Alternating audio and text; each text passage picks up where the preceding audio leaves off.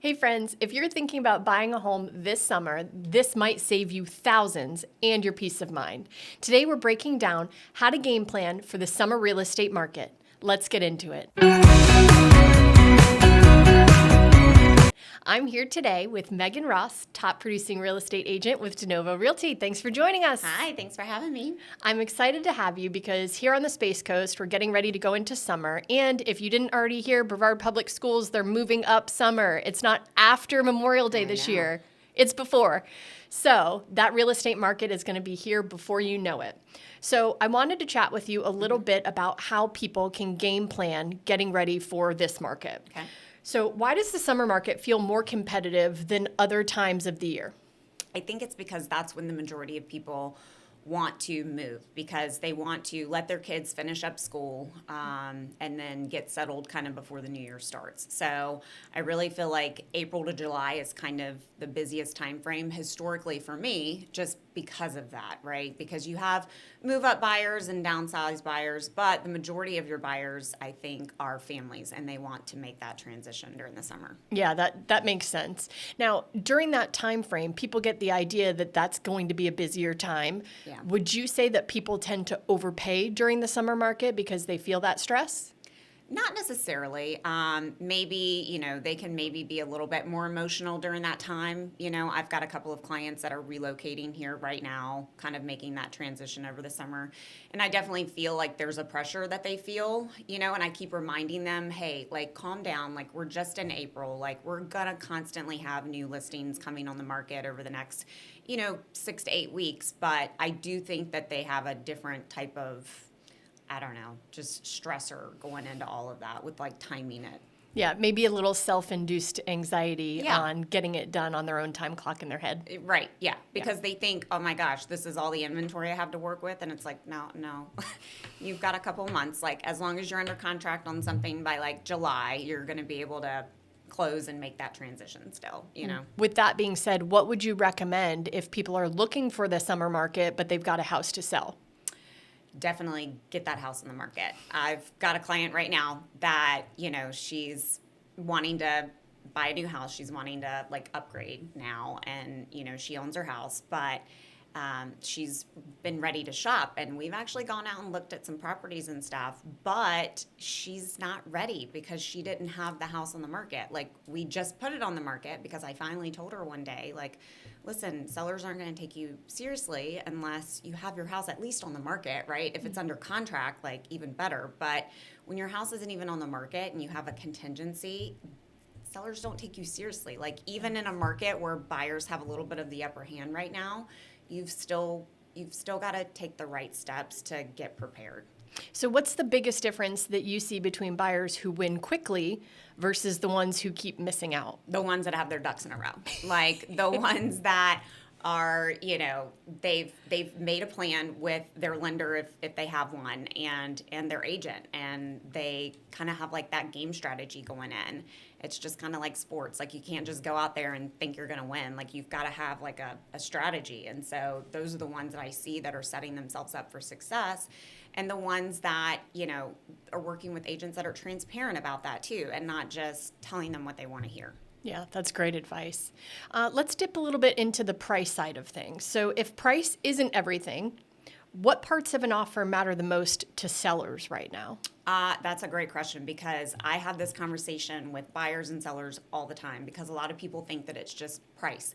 And going back to that client that I said, like, there was an offer on a house that she really, really liked. And I'm like, you don't even have your house on the market yet. And she was wanting to throw out an offer that was $20,000 over list price. And I was like, that's not going to help you. Like, the other person that's got the offer in doesn't have the contingency that you do, and you're not even on the market yet, So sellers really kind of look at all the terms of the contract. So other things to take into consideration are your escrow deposit. Like, I had a listing where here recently a buyer made an offer, but they were only offering $1,000 in escrow, and I was like, no. And it was a cash buyer too.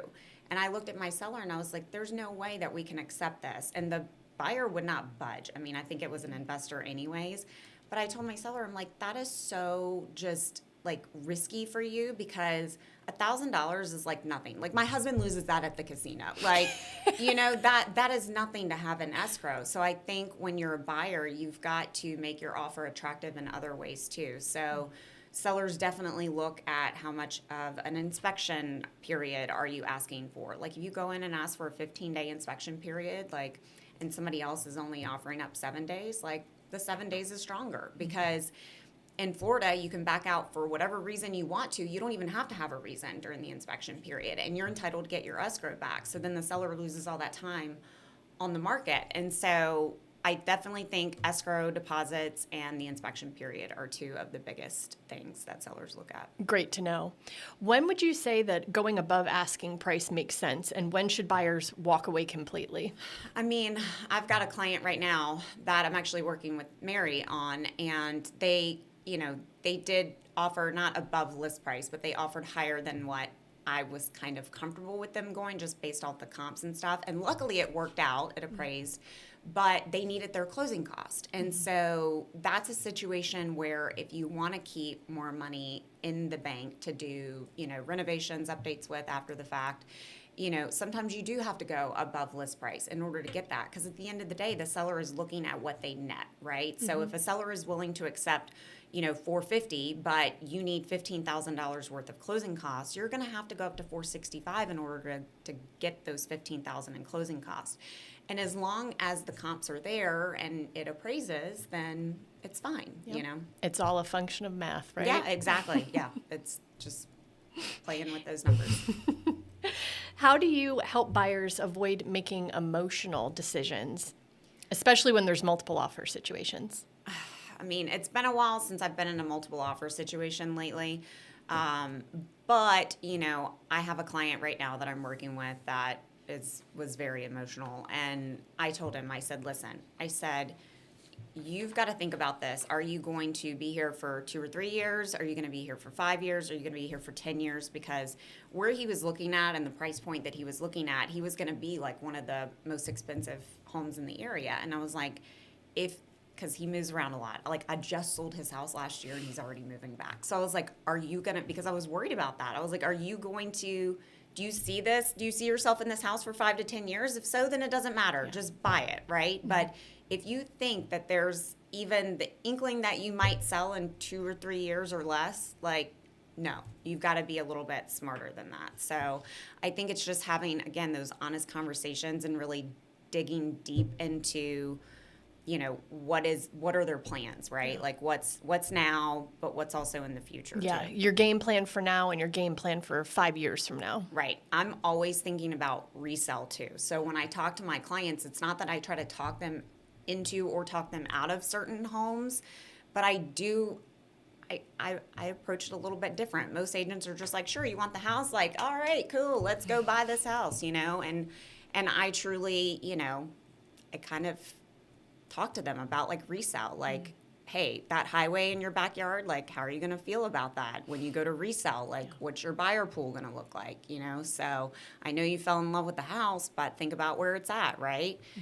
So just having, again, those honest conversations, I think, is really important. Yeah. Speaking of those honest conversations, how early in the process do you tell your buyers to get their financing and all of that in order? Like the minute I start talking to them. Like, I had an agent refer somebody to me a couple of weeks ago, and he was like, yeah, he might need a little like swift kick in the booty to like get things going. And I was like, okay, well, yeah, he really, really does, because I had a conversation with him and he's just like glazing over, just like not. And I'm like, do you even know like how much you're approved for or that you can afford? And he's just like, oh, well, I don't know what are homes going for around here. Telltale sign, the conversation was not had. I was like, what are homes going for? That doesn't matter what homes are going for. It matters what you can afford. What you can do, yeah. I was like, we need rewind. Like, let's figure out what you can comfortably afford, because then he started telling me that he's in school. He was military, but now he's out, and he's a young guy. He's like in his late 20s, and so he was in the military, got out, now he's using his GI Bill or whatever to go. So I was like, so do you have a job or like, and so it was like pulling like, Yeah. I was like, okay, we gotta Yeah. take a step back. Start this- from one. Let's go start over again. So what are some of the things that buyers should never waive when they're trying to get their offer accepted? The inspection period. I would say, that is one of the biggest things that, I'm like, this is your biggest investment. Like when people try to cheap out on the inspections, I'm just like, I can't. Like, And we're going into the summer months. If you know anything about Florida summers, Yeah. make sure that AC is inspected. I know. Well, and it's not only that, it's like other stuff too. It's like, is it on septic? Is it on well? Like, is it the age where cast iron might still be present? What about aluminum wiring? And it's just like, there's big ticket items that people don't think about going into inspections that I'm like, you should never, ever waive that because you're literally buying one of your biggest investments in your life. You should never, ever just be like, yeah, I'll take it. No. What are some of the regrets that you see from buyers after they're going all in trying to get their offer accepted? Are there any regrets that people have expressed after the fact? No, but I've had clients regret not putting in offers before. Like, I don't think I've ever had a buyer that's, gone gung-ho over something and then regretted it. But I've definitely had buyers that have missed out when, they probably should have pulled the trigger and then do regret it afterwards. Good to know. Well, we'll leave them with this last question. If someone wants to buy this summer, what's the smartest first step that they can make today? Well, other than getting approved, obviously, to figure out what they can afford, I think that one of the things that's overlooked right now is interviewing your agent. Just like you would for a listing, I think that it's becoming more and more common to interview your buyer's agent because we, ever since August of 2024, we now have those buyer agreements. And in the past, when we didn't have those, I think people just kind of worked with whoever they wanted to work with. Eventually, they found somebody they liked and they stuck with them.